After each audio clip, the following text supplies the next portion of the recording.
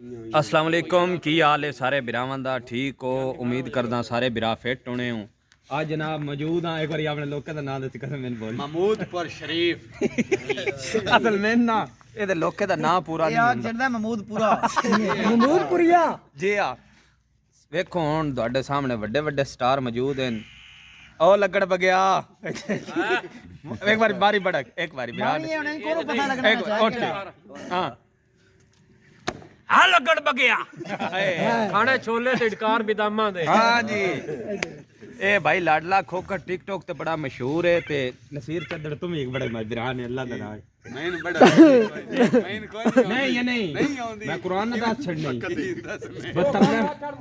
कुकड़ियां ही बंगा दे। अच्छा जी मेन मुद्दे ते आ भी गल पता की है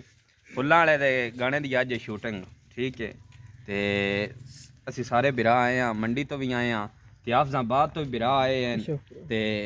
मलाह साहब इस्लामाबाद स्पेशल आए हैं ठीक हो गया। इत्थे जनाब गाने दी शूटिंग जड़ी नहीं हैवी डोज करसी फुल्लां वाला ते पूरी मांड भी कटसी हुणे केड़ी केड़ी आ जगह भैया तू आ भाई दी भी शक्ल वेख लवे आए भी आया शेखपुरा तो सवाद होसी को गाल सुना यार किवें दी मैं थोड़ी सियासत ही है सियासत कर देने ओ सियाद दा खुदा आ हुन मैं से चुप करके बैठा और करया आ भाई यूट्यूबर भी आया हुआ है यार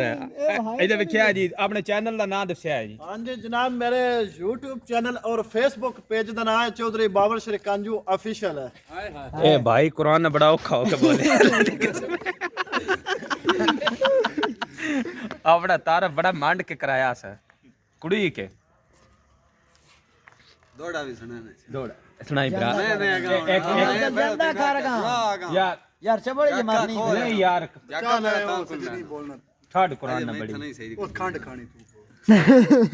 ओए अपनी जो चीज की नहीं बोल यार ते बांडे च दौड़ा दौड़ आखा आखो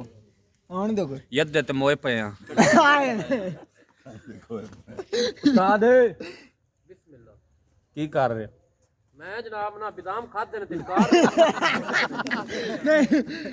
इस बंदे तुम जानते होने टिकटॉक ते ट्रेंडिंग में जा रहा लाडला खोखर पूरी मंड कड्डी खलोता है चाचा फतेह यार भाई हाँ